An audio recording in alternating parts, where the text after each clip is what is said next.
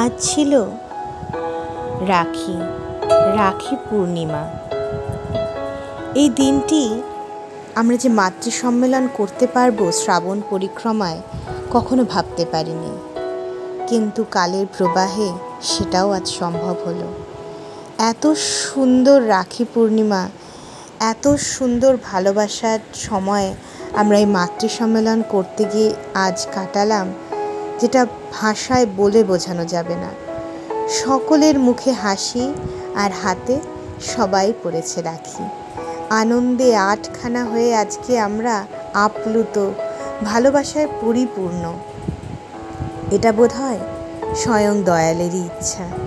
আজকের মাতৃ সম্মেলনের মতন মাতৃ সম্মেলন আগে কখনো করেছি কিনা জানি না, কারণ প্রত্যেকবারই মাতৃ সম্মেলন মানে শ্রাবণ পরিক্রমা শেষ হয়ে যাওয়ার পরেই কিন্তু রাখি আসে। কিন্তু এবার এত সুন্দর একটা বছর, আর আচার্যদেবের আশীর্বাদে তার নির্দেশ আমরা যতই পালন করে চলার চেষ্টা করছি, দেখতে পাচ্ছি সব কিছু অপূর্বভাবে সুষ্ঠু, সুন্দর, আনন্দদীপ্ত, আনন্দময়। আসুন আমরা সবাই এই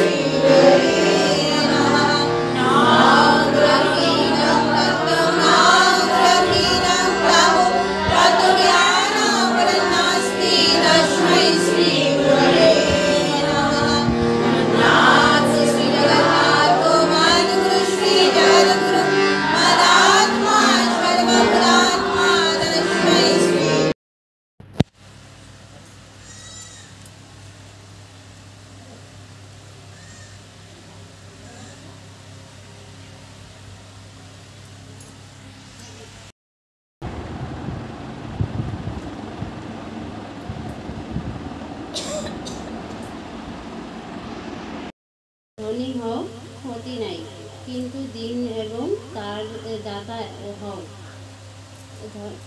ধনবান যদি অহংকারী হয়, সেই দুর্দশায় অবনত হয়। দিন তাহীন অহংকারী ধনী প্রায়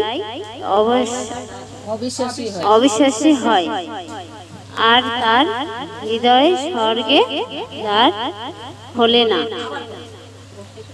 অহংকারী ধনী মলিনতা দাস, তাই জ্ঞানকে অপেক্ষা করে। ধনী হও ক্ষতি নাই, কিন্তু দিন এবং দাতা হও। ধনবান যদি অহংকারী হয়, সে দুর্দশায় অবনত হয়। দীনতাহীন অহংকারী ধনী প্রায় অবিশ্বাসী হয়, আর তার হৃদয়ে স্বর্গের দ্বার খুলে না। অহংকারী ধনী মলিনাথ দাস এই নাথাই জ্ঞানকে অপেক্ষা করে। ঠাকুর মুকুলচন্দ্রের নারীর নীতি পাঠ করছি। নম্রতার বিপর্যয়। স্ত্রী চরিত্র সহজ নম্র, তাই নির্বিকার পুরুষ চর্চায় সহজেই আনন্দ রঞ্জিত হইয়া উঠে। এটাই স্ত্রী জাতির একটা লক্ষণীয় লক্ষণ। তাই উপযুক্ত বরং যদি পাইতে চাও পুরুষ হইতে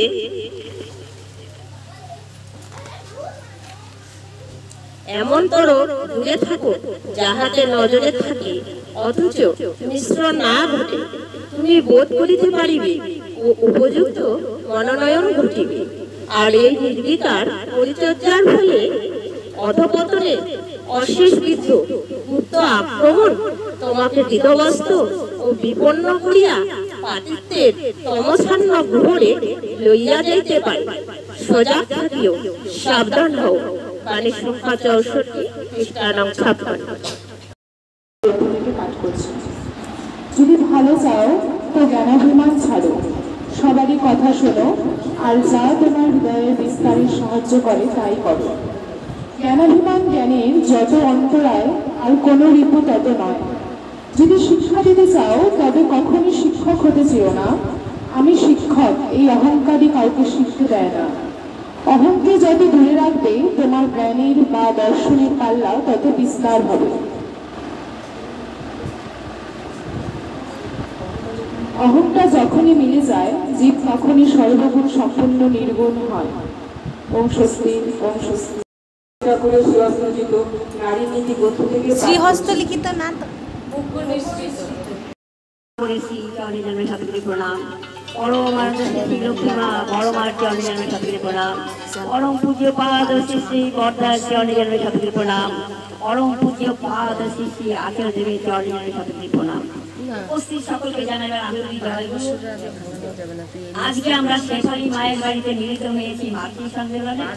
মাতৃ সম্মেলনের উদ্দেশ্য হলো শ্রী শ্রী লক্ষ্মীমা বড় মায়ের জন্মমাস। এই জন্মমাসকে ঘিরে আমরা আমাদের গুরু ভাই গুরু বোনের বাড়িতে ঘুরে ঘুরে মাতৃবন্দনা করছি। তাই আজ আমরা শেফালী বোনের বাড়িতে মাতৃবন্দনায় এত সকল মায়েরা এত দূরে এত সুন্দরভাবে আসছেন দেখে মন প্রাণ করে গেল। বিশেষ করে বেশি ভালো লাগছে ঠাকুর সাজানো, মন প্রাণ যেন এখানে ঠাকুর জন্ম হচ্ছে, জল জল হাঁটছে, এত সুন্দর আসন সাজানো হয়েছে। তাই আমি শেফালী রায় মায়ের বাড়ির প্রত্যেকে শান্তি স্বস্তি কামনা করি পরমতার আতুল চরণে। উপস্থিত সকলের সপরিপার্শ্বিক সকলের প্রত্যেকে শান্তি স্বস্তি কামনা করি পরমতার আতুল চরণে। এখন শুরু হচ্ছে আমাদের গান কীর্তন। মায়ের ডাকে বিশ্ব জগৎ জাগে, তোমার কি পাই নেই তুলনা। মা লক্ষ্মী মা জগৎ জননী বড় মা, আমার বড় মায়ের ডাকে বিশ্ব জগৎ জাগে। বড় মায়ের ডাকে বিশ্ব জগৎ জাগে, তোমার কি পাই নেই তুলনা।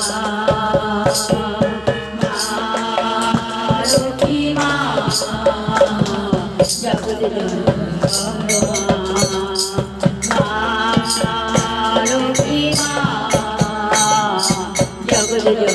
বড় মা। Bye.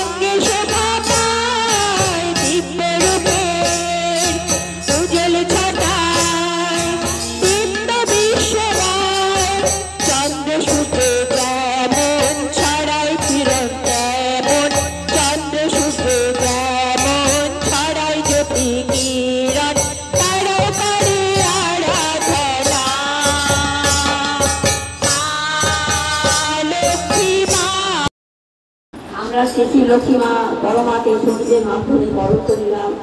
আমাদের মাঝে ময়নাগুড়ি থেকে এসেছিল তোমরা, তিনি সুন্দরভাবে সঙ্গীত পরিবেশন করে তিনি মাতৃ বন্দনা করলেন। এখন শোনা যাচ্ছে আমাদের সঙ্গে আমাদের সামনে ইলাম সঙ্গীত পরিবেশন করবে।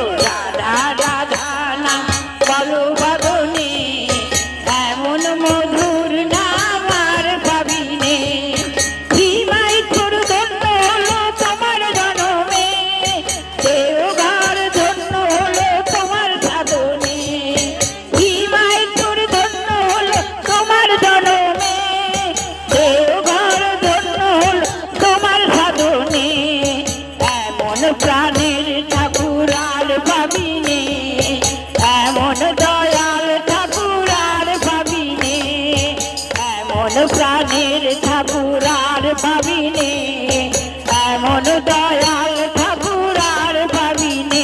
বলো রাধা রাধা নাম বলো বদনে, এমন মধুর নাম আর ভাবিনে। বলো রাধা রাধা নাম বলো বদনে, এমন মধুর নাম আর ভাবিনে। অনুকূল নামে তুমি এলে ভুবনে, পাপি তাপি উদ্ধারিতে তোমার নাম গুণে। অনুকূল নামে তুমি এলে ভুবনে, পাপি তাপি উদ্ধারিতে তোমার নাম গুণে। এমন প্রতীতি পাবো নার ভাবিনে, এমন কাঙ্গাল ধানার ভাবিনে, এমন প্রতীতি পাবো নার ভাবিনে, এমন কাঙ্গাল ধানার ভাবিনে। বলো রাধা রাধা নাম বলো বদনে, এমন মধুর নাম আর ভাবিনে। বলো রাধা রাধা নাম বলো বদনে, এমন মধুর নাম আর ভাবিনে। এমন দয়াল ঠাকুর আর ভাবিনে, এমন প্রাণের ঠাকুর আর ভাবিনে, এমন দয়াল ঠাকুর আর ভাবিনে, এমন প্রাণের ঠাকুর আর ভাবিনে। বলো রাধা রাধা নাম বলো বদনে, এমন মধুর নাম আর ভাবিনে। বলো রাধা রাধা নাম বলো বদনে, এমন মধুর নাম আর ভাবিনে। অনুকূল জগৎ গুরু পতিত পাবন পিতা, মা আমাদের নয়ন মণি জগতের মাতা। অনুকূল জগৎ গুরু পতিত পাবন পিতা, মা আমাদের নয়ন মণি জগতের মাতা। পথ চলিতে চলিতে এ নাম বলো, কথা বলিতে বলিতে এ নাম বলো। পথ চলিতে চলিতে এ নাম বলো, কথা বলিতে বলিতে এ নাম বলো। বলো রাধা রাধা নাম বলো বদনে, এমন মধুর নাম আর ভাবিনে। বলো রাধা রাধা নাম বলো বদনে, এমন মধুর নাম আর ভাবিনে। এমন প্রাণের ঠাকুর আর ভাবিনে, এমন দয়াল ঠাকুর আর ভাবিনে, এমন প্রাণের ঠাকুর আর ভাবিনে, এমন দয়াল ঠাকুর আর ভাবিনে। বলো রাধা রাধা নাম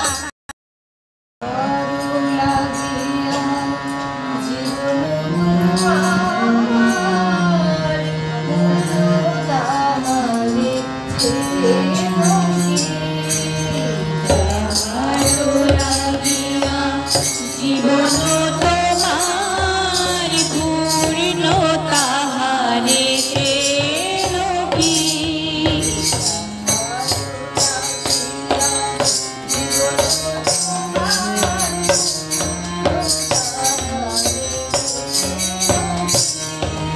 যাহারো লাগিয়া জীবন তোমার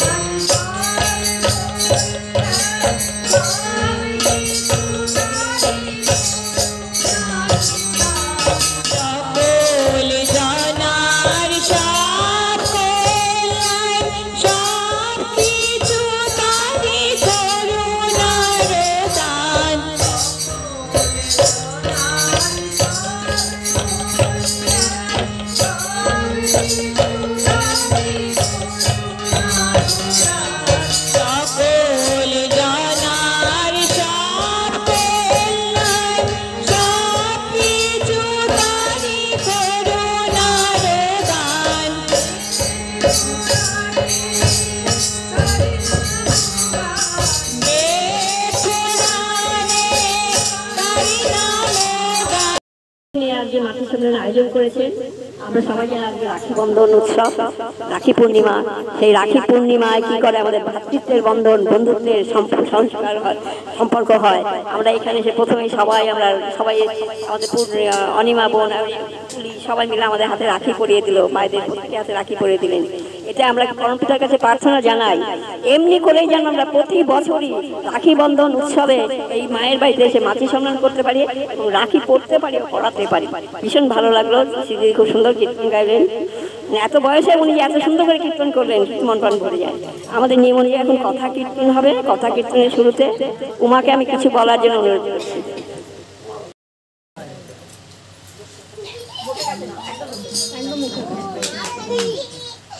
আজকে তো আমাদের দয়াল ঠাকুরের সবচেয়ে বড় হলো আকাশটাকে সবচেয়ে থামাই দিয়েছে। কালকে যা বৃষ্টি, আমি 2 দিন ধরে এই বাড়িতে আসতেছি, উপরে যা পলিথিন সেখান দিয়ে একদম বৃষ্টি পড়তেছে, আমিও ভিজে যাচ্ছি। তা আমি ভাবতেছি যে ঠাকুরকে এখানে কিভাবে বসাবো। এদিকে আমাদের তিথি আর পূর্ণিমাদি ডাটা করতে এই বাড়িতে আসছে। ওরা এসে বলছে যে মা এই বাড়িতে মাতৃ সম্মেলন করলে কেমন হয়, ওদের নাকি খুব ভালো লাগছে বাড়িটা। আর আমিও আসি এদের বাড়িতে। এবারে যে শেফালি আছে আমাকে ইষ্টবিধি সঠিক সময়ে জমা দেয়। আর এ বাড়িতে মা আছে, সে 3 বছর 4 বছর আগে বেশ অসুস্থ ছিল। তো ওরা সঠিক চিকিৎসা যে করবে সেটা ওরা খুঁজেই পাচ্ছে না। তো আমার বাড়িতে যখন সৎসঙ্গ হলো তখন ওদেরকে আমি বলছি যে তোমরা আসো, এই বাড়ি থেকে দীক্ষাও হইল। তারপরে এই বাড়ির ছোট ছেলেকে বলছি যে ঠাকুরের কাছে বলো তোমার মার 2টা পথ খুঁজে নাও, ঠাকুর বলে দেবে কোন পথে গেলে তোমার মার সঠিক চিকিৎসা হবে। তারপরে ওইভাবে বলে ও দীক্ষা নিয়ে বাড়ি আসছে। পরের দিনে সে পথ পেয়ে গেছে, জলপাইগুড়িতে নয় শিলিগুড়িতে ডাক্তার দেখে ওর মা সুস্থ হয়ে গেছে, অপারেশন করছে। তখন থেকে আমি ওদেরকে বলি যে দেখো আমাদের দয়াল ঠাকুরের কত দয়া, আর এই যে বিশ্বাস, এই বিশ্বাসে চলতে হবে। তার জন্য তোমরা সঠিক সময় জমা দাও। এইখানে আবার অসুবিধা হয়, কতগুলো মা আছে ইষ্টবিধি দিতেই যাচ্ছে না। আমি বলতে বলতে ক্লান্ত হয়ে যাচ্ছি, মাঝখানে ভাবতেছি না নিব না। তারপরে বাড়ি গিয়ে ভাবি যে না, ইষ্টবিধিটা না নিলে যে কেমন হয়ে যাচ্ছে, আমাকে তো নিতেই হবে। এইভাবে ঘুরে ঘুরে এসে কয়েকটা ইষ্টবিধি আমি উঠাই, আবার নতুন দীক্ষাও হয়ে গেল, এর মধ্যে কয়েকটা দীক্ষা হলো। তো ওইটা এই বিশ্বাসেই আমি চলি। আর আজকে তো খুবই ভালো লাগতেছে, এত মায়েদেরকে পাবো আমি ভাবতেই পারি। আমি ভাবছি অল্প কয়েকজন মায়েরা আসবে এত দূরে, তো খুবই আজকে ভালো লাগলো।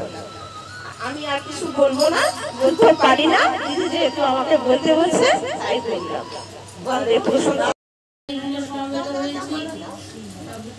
পরম পিতার আতুল চরণে প্রণাম জানিয়ে আমি 2-1টি কথা বলার চেষ্টা করছি। কারণ এখানে আমার বয়োজ্যেষ্ঠ মায়েরা রয়েছে, তারা অনেক সুন্দর গুছিয়ে মা বড়মার আদর্শকে তুলে ধরতে পারেন এবং ঠাকুরের কথাও বলতে পারেন। আমি কিন্তু আর সেইভাবে গুছিয়ে বলতে পারবো না। তো কথা প্রসঙ্গে যদি কথা ত্রুটি হয়ে থাকে আপনারা নিজ গুণে সেটা ক্ষমা করে দিবেন আর আমাকে সংশোধন করার সুযোগও করে দিবেন। তো বলছি শুরুতেই উমাবতী রায়, এই যে উমাবতী রায়কে আমার শ্রদ্ধেয় দিদি বলার জন্য এই যে বললেন, তো শুনলাম, তার কথা শুনলাম। তো এখানে আমাদের যে গর্ভধারিণী মা, আমার মা বসে আছেন চেয়ারে, 2-3 দিন ধরে এসছে, আমি দেখা করতে পারিনি। তো ভাবছি আজই একটা সুযোগ, আজকে মায়েরও মাতৃ সম্মেলন, আবার মাও আসছেন। অর্থাৎ এই যে মা বড় মার কথা বলতে গেলে আজকে যে আমরা ঠাকুর ধরেছি, আজকে যে আমরা 2 কথা ঠাকুরের সামনে নিবেদন করতে পারছি, সংশোধন করার চেষ্টা করছি, এটা তো পিতৃগৃহ থেকেই ছিল। কারণ পিতা শ্রদ্ধা মায়েটা সেই ছেলেই হয় সাম্যপ্রাণ। অর্থাৎ এই যে ছোট ছোট গান করা, ঠাকুর কথা বলা, এগুলো আমি আমার মায়ের কাছ থেকে শিখছি। আর আমি তো খুব ফাঁকিবাজ ছিলাম। উমাবতী ছেলেবেলা থেকেই কর্মে নিপুণ, সাজানো গুছানো, মা যেটা দেখিয়ে দিয়েছেন, ঘর গোছগাছ করা, সুন্দর সুন্দর রান্না করা, এই যে এখনো যেমন স্বামীর সেবা সংসার করছে। আর আমি কিন্তু তা না, আমি ওই কলেজ পড়তাম, ওই বক্তব্য রাখতাম, আর চট করে স্কুলে চলে যেতাম, কলেজে চলে যেতাম। তো আজকে খুব ভালো লাগছে, আমরা মাতৃ সম্মেলনে সমবেত হয়েছি, কিন্তু আমাদের পরম প্রেমময় শ্রী শ্রী ঠাকুরের আশীর্বাদের মাথায় নিয়ে আমাদের আচার্যদেবের যে নির্দেশ সেটা আমরা পালন করার চেষ্টা করব, বা সবাই হয়তো করছে। সেটা হচ্ছে নতুন বাড়িতে মাতৃ সম্মেলন অনুষ্ঠিত হোক। কারণ কি, এই যে শেফালী রায় মা সত্যানুসরণ করলেন, খুব সুন্দরই পড়লেন, কিন্তু এটাকে যদি আরেকটু এগিয়ে নিয়ে যাওয়া যায়, অর্থাৎ এই যে সন্ধ্যা সকাল প্রার্থনার মধ্য দিয়ে, তাহলে কি হবে, তাহলে চর্চা হবে, তাহলে আরো সুন্দর করে মনোমুগ্ধ করে সে পাঠ করতে পারবে, ঠাকুরও খুশি হবেন ও নিজেও তৃপ্তি পাবে। আর এই ঠাকুরকে ধরতে গেলে আমাদের কি করতে হয়?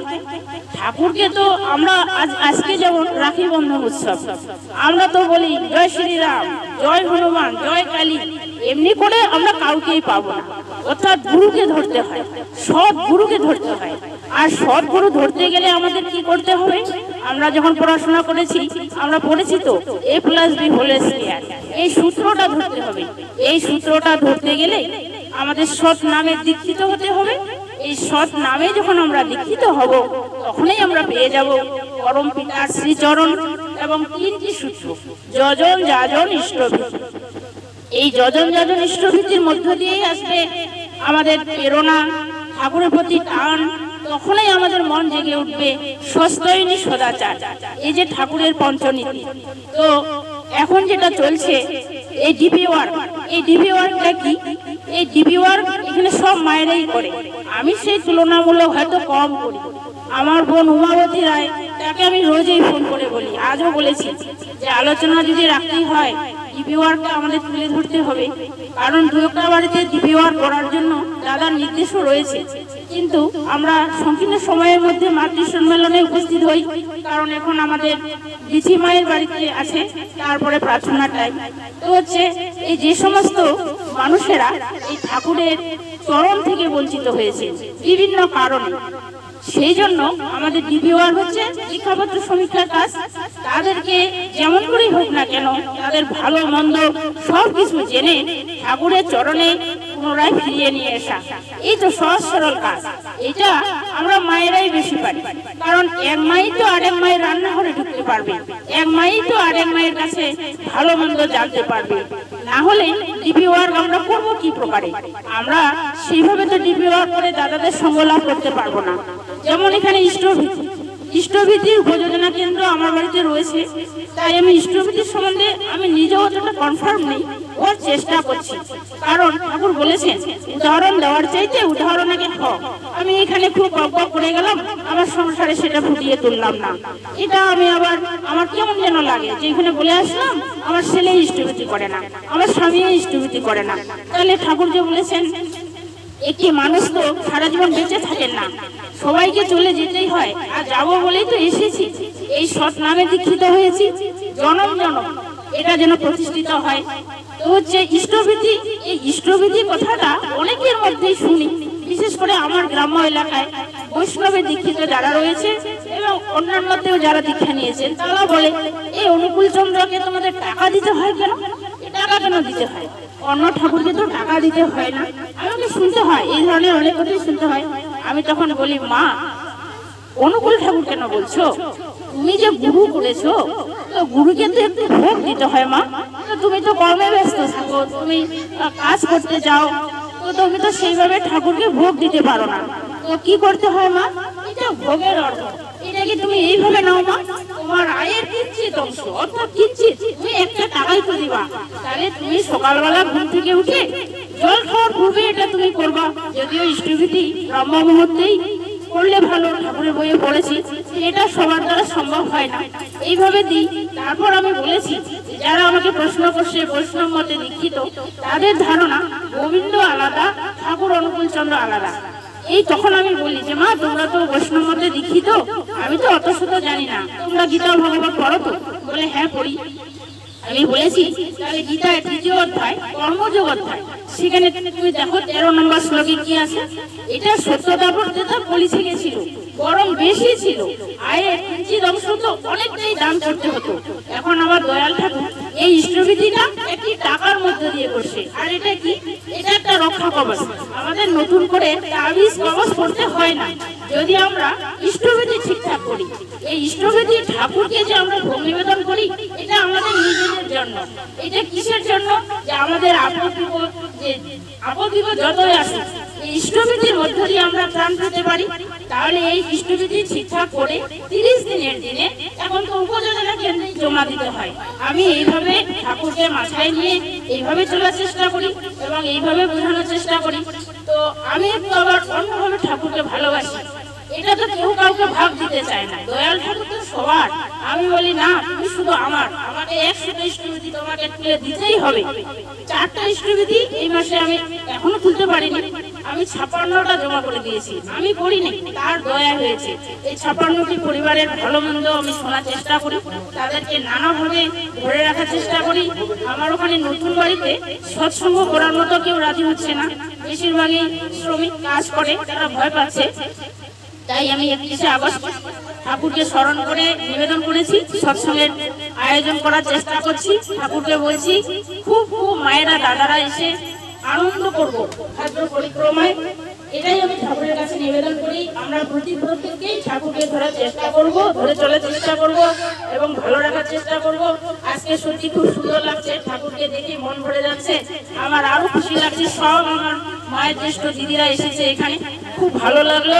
তাই আজকে এই পূর্ণ দিনে, এই পূর্ণ সময়ে এই বাড়ির প্রত্যেকের মঙ্গল কামনা করি এবং আমার সমস্ত দিদিদের এবং গুরু ভাইদের, ছোট ছোট বাচ্চাদের সকলকে আমার আনন্দিত জয়গুরু জানিয়ে আমি আমার কথা এখানে শেষ করছি। জয়গুরু। সকলকে আমার শ্রদ্ধা, এখানে অনেক মায়েরা রয়েছেন, সকলকে আমার তরফ থেকে অনেক অনেক শ্রদ্ধা মিশ্রিত রায় জয়গুরু। আমি ছোট্ট একটা বিষয় নিয়ে একটু বলার জন্য নিজেই আগ্রহী হলাম। এই কারণে তনুজামা একটু আগে বললেন না যে গোবিন্দে সবাই বিশ্বাসী, আমি এই ব্যাপারটা নিয়ে সামান্য অল্প একটু সময় কথা বলতে চাইছি আপনাদের সাথে। হ্যাঁ, আগে সবাইকে দেখতাম যে গোবিন্দকে খুবই পুজো করতেন। তো এবার ঠাকুর যখন ধরাধামে আসলেন, তো আমরা বুঝতে পারলাম না যে ঠাকুরের এই রূপটা মধ্যে সমস্ত কিছুই বিরাজমান, তিনি পুরুষোত্তম হয়ে এসেছেন। আমার বাস্তব জীবন, আমার মা ছিলেন একদম গোবিন্দ ভক্ত এবং আমাদের বাড়িতে নিত্য গোবিন্দ ভোগ হয়। আমার মা নিজে হাতে করে গোবিন্দকে নিত্য ভোগ দিতেন। আমরা সেই প্রসাদ খেয়ে বড় হয়েছি। তো আমরা যখন ঠাকুরকে পেয়েছি, তখন আমার মাকে আমরা সবাই মিলে বললাম যে মা, তুমি তো গোবিন্দকে নিত্য ভোগ দাও, তাহলে তুমি ঠাকুরকে ধরে সস্তইনি নাও। এবার আমার মায়ের যেহেতু মা 75 বছর রানিং অবস্থায় মা চলে গেলেন, রিসেন্ট 24শে ডিসেম্বরে মা চলে গেছেন, 8ই ডিসেম্বর। তো এবার মার যে এতটা সময়ের যে মার সময়টা হয়েছে, সেখানে মার একটা জগৎ তৈরি হয়েছিল। গোপালকে ধরে গোবিন্দর সেবাতে মায়ের একটা জগৎ ছিল। তো এবার মায়ের জগতে মা এরকম সঙ্গ করতেন, কীর্তন হতো, মা খুব ভালো গান গাইতেন, ভাগবত গীতা পাঠ করতেন। তো সেখান থেকে মা বেরিয়ে আসতে চাইলেন না। কিন্তু কোনো একটা সময় আমার মা হঠাৎ করে সেরিব্রাল অ্যাটাক হলেন। তো যাই হোক, হঠাৎ করেই মা যখন সেরিব্রাল অ্যাটাক হলেন, তখন এমনই অবস্থা হলো, আমার বাপের বাড়ি কোচবিহার, হসপিটালে মাকে ভর্তি করা হলো। কিন্তু একটা নিউরো সেখানে ভালো নিউরো কোনো ফিজিশিয়ান ছিলেন না। তো সেই মুহূর্তে আমি জানি না, আমার ননাসের বাড়িতে একজন ঋত্বিক দাদা আসলেন, তেনাকে হয়তো আপনারা অনেকেই চেনেন। তো সেই দাদা আমার ওই ননাসের বাড়িতে এসে আমার হাজবেন্ডকে দেখেছে, যেহেতু আমি মায়ের সাথে হসপিটালে, আমার হাজবেন্ড ওই দিদির বাড়িতে। তো বলছে, দিদিকে বলছে ইনি কে হয়? তখন আমার দিদি বলছে, মানে ননাস বলছে আমার ভাই। বলে তো ভাইয়ের ফ্যামিলি কোথায়? তখন বলছে এই ব্যাপার, ভাইয়ের তো শাশুড়ি সেরিব্রাল অ্যাটাক হয়েছে, হসপিটালে ভর্তি, মিসেস হচ্ছে মায়ের কাছে আর ভাই আমার কাছে। তো কি হয়েছে আমার হাজবেন্ডের কাছে শুনেছে, আপনার শাশুড়ির কি হয়েছে? তখন আমার হাজবেন্ড বলেছে এই ব্যাপার, এই সিমটম। আমার মাকে জানেন সেই মুহূর্তে কোচবিহার সদর হসপিটালে একটাও নিউরো কোনো ডাক্তার ছিল না মাকে ট্রিটমেন্ট করার মতো। একটা টেম্পোরারি ট্রিটমেন্ট দিয়ে মাকে রাখা হয়েছিল। জানি না কোথা থেকে সেই ঋত্বিক দাদা এলেন, আমার হাজবেন্ডকে বলছেন আপনার শাশুড়ির, আমি যদিও কোনো মানে রেজিস্টার্ড ডক্টর নই, কিন্তু আমি না আপনার শাশুড়ির যা যা সিমটম শুনলাম তাতে আমি যদি প্রেসক্রাইব করে দিই আপনি কি আপনার শাশুড়িকে ওষুধটা খাওয়াতে পারবেন? তখন আমার মা সারাদিন যাওয়ার পরে আমার মাকে বেডের মধ্যে হাত পা একদম বেঁধে রাখা হয়েছিল, যেহেতু সেরিব্রাল অ্যাটাক করছিল। মা আমাদের কাউকে চিনতে পারছিলেন না, তো সেই জন্য মাকে হাত পাগুলো বেঁধে রাখা হয়েছিল। সকাল থেকে রাত হয়ে গেল কিন্তু মার কোনো ইমপ্রুভমেন্ট হচ্ছিল না, যেহেতু মাকে টেম্পোরারি ওষুধ দেওয়া হয়েছিল। সেই মুহূর্তে আমার হাজবেন্ড রাত 9টার সময় বলল যে শোনো না, একটা কাজ করবে, মা কেমন আছে? যখন বললাম কোনো রকম কোনো মার ইমপ্রুভমেন্ট নেই, আমার হাজবেন্ড বললে শোনো না, একটা কাজ করবে, দিদির বাড়িতে না একজন ঋত্বিক দাদা এসছেন, তিনি না একটু ওষুধ দিতে চাইলেন। আমরা তখন না ভাবলাম, আমি আমার দিদির সাথে এই বিষয়টা নিয়ে কথা বলতে গিয়ে দিদি বলল হ্যাঁ হ্যাঁ তুই বল, মা যদি একটু কিছু ভালো হয় তাহলে তুই বল ওর হাজব্যান্ডকে। আমি আমার হাজব্যান্ডকে ফোন করে বললাম যে তুমি ওই দাদাকে এক্ষুনি নিয়ে এসো হসপিটালে, আর আমার মাকে দেখো। আমার মাকে সেই দাদা দেখলেন এবং 2 না 3টে মাত্র ওষুধ উনি লিখে দিলেন, এমনি একটা কাগজের, ছোট একটা কাগজের টুকরোতে। আমার মাকে সেই ওষুধগুলো সঙ্গে সঙ্গে দোকান থেকে নিয়ে এসে খাইয়ে দেওয়া হলো। মা ঠিক একদিনের মাথায় অনেকটা রিকভারি করলেন। তো এইভাবেই সেই হসপিটালে মা 2 দিন 3 দিন থাকার পরে দাদা বললেন যে আপনারা কাজ করুন, মাকে বাড়ি নিয়ে যান। এভাবেই না চলতে লাগলো। মাকে বাড়ি নিয়ে আসার পরে ওই দাদা, ঋত্বিক দাদার প্রেসক্রাইবেই আমার মা একদম সুস্থ হয়ে গেল। মা 3 দিনের মাথায় আবার মানে হসপিটাল থেকে এসেই মা বলছে আমি বাড়িতে চলে এসেছি, আমি গোপালকে ভোগ দেবো। মাকে আমরা কিছুতেই বললাম তুমি পারবে না, মা দেবেই। তারপরে মা একটুখানি রাত্রিবেলায় গোপালকে একটু কি যেন সেবা দিলেন। মা খেয়ে কিন্তু আস্তে মানে প্রসাদ থেকে মা আস্তে আস্তে সুস্থ হতে লাগলেন। এইভাবেই চলতে লাগলো। সেই একটা মানে অরেজিস্টার্ড ডাক্তার দাদার প্রেসক্রিপশনে আমার মা একদম সুস্থ হয়ে গেলেন। এভাবে ওই ঋত্বিক দাদা এবার মাকে দেখাশোনা করছেন, আদার্স আর কোনো ডক্টরের ওষুধ তিনি খাচ্ছেন না। এই মুহূর্তেই আমরা মাকে বললাম যে মা তুমি এক কাজ করো, তুমি কি বুঝতে পারছো যে তোমার গোপাল আর গুরু আমাদের পরম প্রেমময় ঠাকুর যে একই? তখন মা না একটু রিয়ালাইজ করছে। তখন মা তুমি দীক্ষা নাও। তখন মা না বলছে আমি দীক্ষা নেব। আচ্ছা শোন না, অনেক করে মাকে বলা হলো। তখন মা বললো ঠিক আছে আমি দীক্ষা নেব, কিন্তু আমার বন্ধুদেরকে তোরা কেউ বলবি না। আমরা রাজি হলাম যে ঠিক আছে আমরা তোমার জগতে কাউকে বলবো না। আমার মা দীক্ষা নিলেন। দীক্ষা নিয়ে মা এবার চুপ চুপ করে ইষ্টভীতি করে, বুঝতে পারলেন? চুপ চুপ করে মা ইষ্টভীতি করে। এভাবেই চলছিল মায়ের জীবন। মা নিত্য গোপালকে ভোগ দেয় আর ঘুম থেকে প্রথমেই আগে ইষ্টভীতি করে। এইভাবে চলতে চলতে দীর্ঘ বছর এভাবে কাটছিল। আমার মা একদম সুস্থ হয়ে গেছে। হঠাৎ করেই এই ডিসেম্বরের 8 তারিখে মা চলে গেলেন। নভেম্বরের মেবি 20-22 তারিখে হঠাৎ করে মা অসুস্থ হলেন। তো মাকে একটু পটাশিয়াম দেওয়া হতো, বয়স হয়ে গিয়েছিল জন্য। মা সেই পটাশিয়াম নেওয়ার জন্য হসপিটাল নার্সিংহোমে ভর্তি হলেন। আমার মাকে যথারীতি পটাশিয়াম দেওয়া হলো, কিন্তু সোডিয়াম পটাশিয়াম নিয়েও মা আর সুস্থ হলেন না। তারপরে ধরা পড়লো যে মায়ের লাঙে জল হয়েছে। ইন দ্য মিন টাইম আপনারা অনেকেই জানেন যে আমিও ক্যান্সারে আক্রান্ত, আমারও লাং ক্যান্সার। আমার মায়ের লাঙে জল হলোর জন্য একটা পালমোলজিস্ট দেখাতে বলা হলো কোচবিহারে। তখন আমার দিদি আমাকে বললো বোন তোকে যে পালমোলজিস্ট দেখেছে শিলিগুড়িতে, ওনার সাথে একটু কথা বলবি, তাহলে মাকে ওনাকেই দেখাবো। আমি সঙ্গে সঙ্গে গিয়ে মাকে আমি নিয়ে আসলাম। নিয়ে এসে মাকে শিলিগুড়িতে ওই ডাক্তারবাবুকে দেখালাম। ডাক্তারবাবু সঙ্গে সঙ্গে মেডিকেল নার্সিংহোমে ভর্তি হতে বললেন এবং 5 দিন মাকে রেখে ওখানে মায়ের জল বের করা হলো। এবার যখন মাকে ছুটি দেওয়া হবে তখন সেই জলটা ওই লিকুইডটা টেস্ট করতে পাঠানো হলো। টেস্ট করে যখন রিপোর্টটা আসলো তখন ধরা পড়লো আমার মায়ের লাং ক্যান্সার হয়েছে, যেটা আমারও আছে। আমার মা কিন্তু এত বছরে কোনোদিন সেরকম কোনো অসুস্থ হননি। দিয়ে এইবার যেহেতু আমি বম্বে টাটা মেমোরিয়ালে আমি চিকিৎসাধীন, আমার বাড়ি থেকে সবাই এটাই ডিসিশন নিল যে আমার মাকে নিয়ে বম্বে যাওয়া হবে। কিন্তু যাই হোক কোনো একটা বিষয় চিন্তা করে যে যেহেতু 60 বছর হয়ে গেলে বম্বেতে ভালো ট্রিটমেন্ট হয় না, তো সেই জন্য আমরা ডিসিশন নিলাম গুয়াহাটিতে নিয়ে যাবো। গুয়াহাটিতেও টাটার একটা ব্রাঞ্চ আছে। তো এবার গুয়াহাটিতে নিয়ে গেলাম। আমার আসল গল্পটা এখানেই। তো তো এবার আমার মাকে আমরা গুয়াহাটিতে নিয়ে গেলাম। মা গুয়াহাটি বি বড়ুয়া হসপিটালে ভর্তি হলেন, চলে গেলেন এই ধরাধাম ছেড়ে। হয়তো মা বুঝতে পেরেছিলেন যে মা এমন একটা জায়গায় পৌঁছেছে যে জায়গাতে মার এতদিনের যে ধারণা ছিল গোপালকে নিয়ে, সেই ধারণা মা হয়তো এই জীবনেই মিটিয়ে চলে যেতে পারছেন। আর এটা বলার এটাই উদ্দেশ্য যে আপনারা যারাই এই যে গোবিন্দকে হচ্ছেন, গোবিন্দই বলুন আর পরম দয়ালই বলুন, সবই অভিন্ন। এই জন্যই আমাকে উঠে এসে আপনাদেরকে এই সামান্য কথা আমি জানাতে চাইলাম। আর কি বলবো, সবার ভালো মঙ্গল প্রার্থনা ঠাকুরের আতুল চরণে রেখে শেষ করছি। জয় জয়।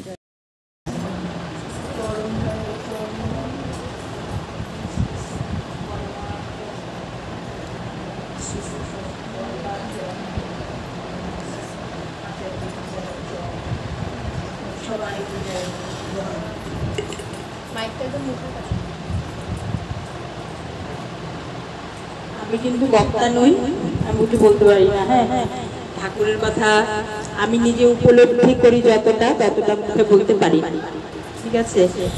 তো যাই হোক, ঠাকুরের কথা বলে তো আর শেষ করতে পারবো না।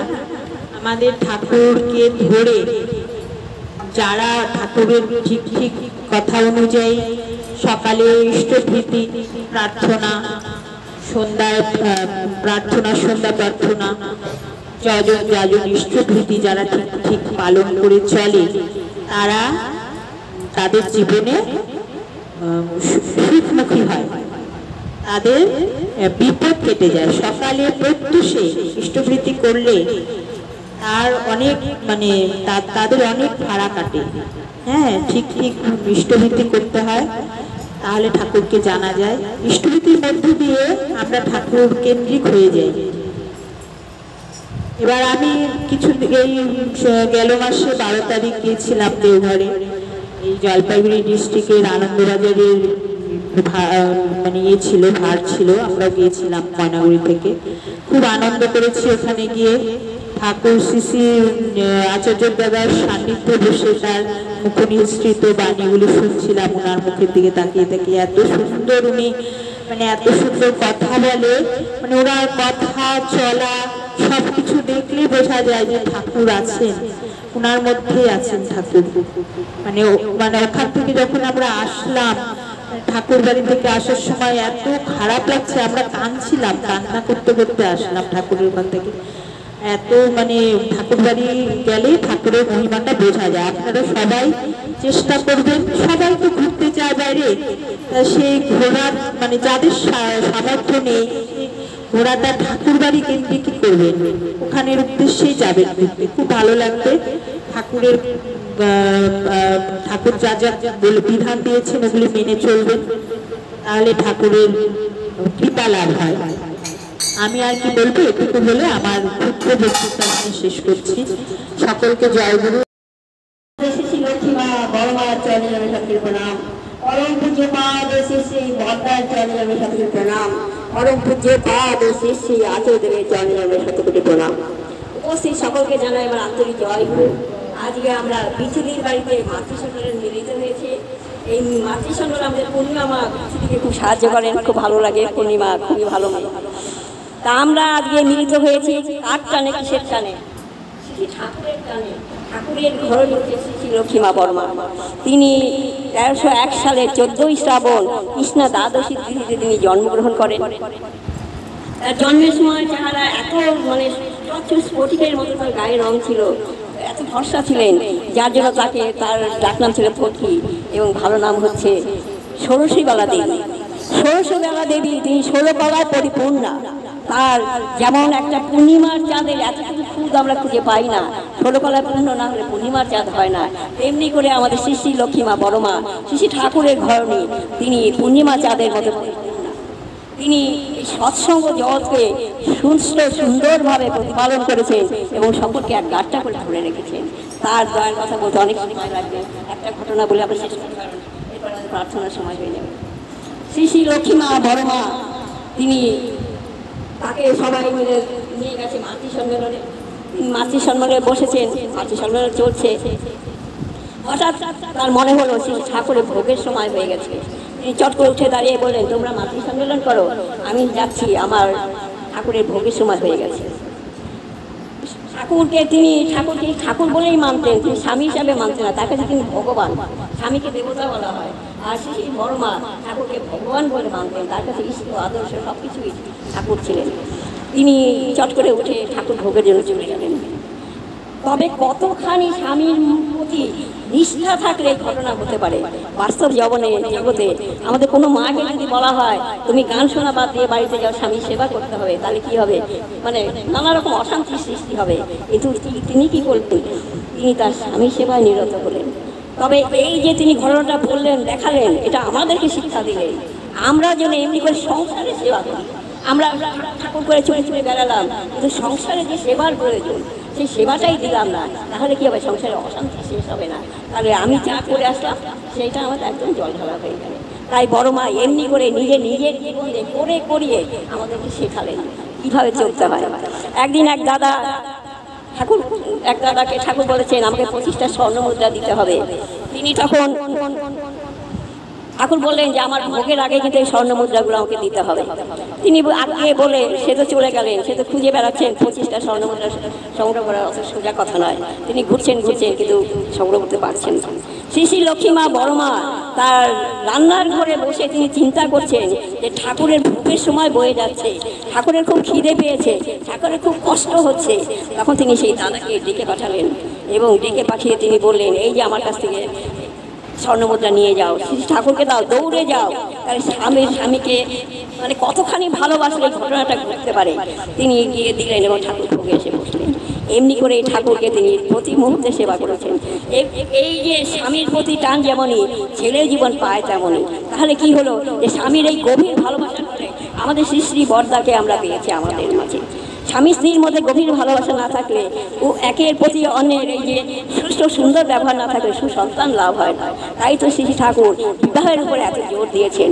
তিনি বলেন উন্নয়নের সূত্র জন্য এই তো বিয়ের মূল, যেমন তেমন করে বিয়ে করিস না খুব ভুল। তাহলে কি হলো, বর্তমান যুগে আমাদের বিয়েটাকে ছেলে খেলার পর্যায়ে পৌঁছে গেছে।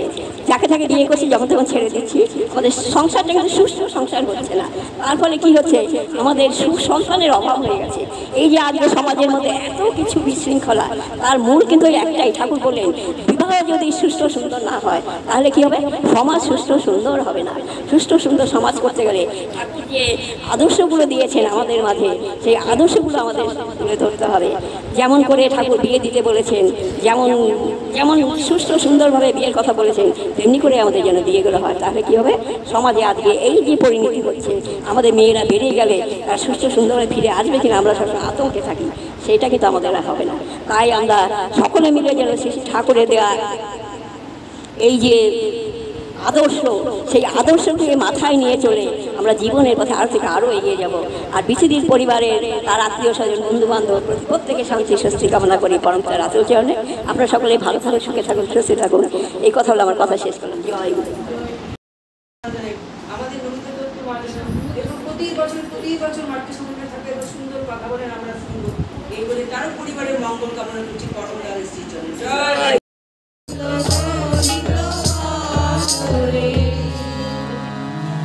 বন্দে পুরুষোত্তমং বন্দে পুরুষোত্তমং বন্দে পুরুষোত্তমং বন্দে পুরুষোত্তমং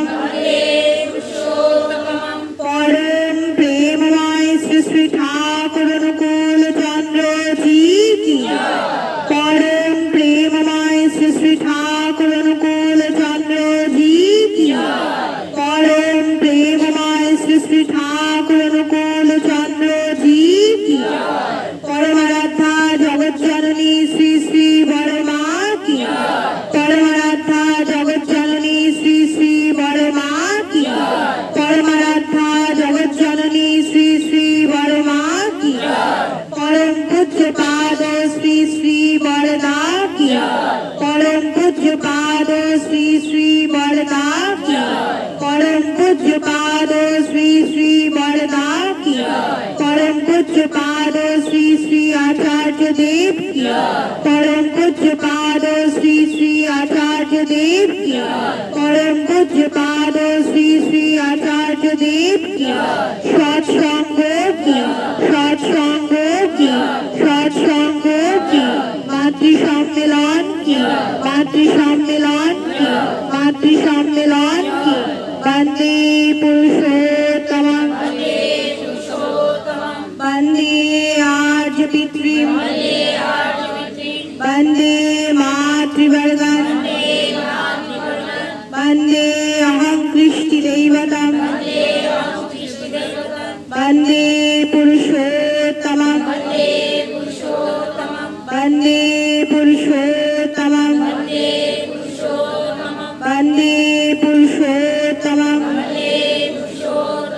পরম প্রেমময় শ্রী শ্রী ঠাকুর অনুকূল চন্দ্র জি কি। আজকের মধ্যে এখানেই শেষ হলো। সকলকে জানাই আমাদের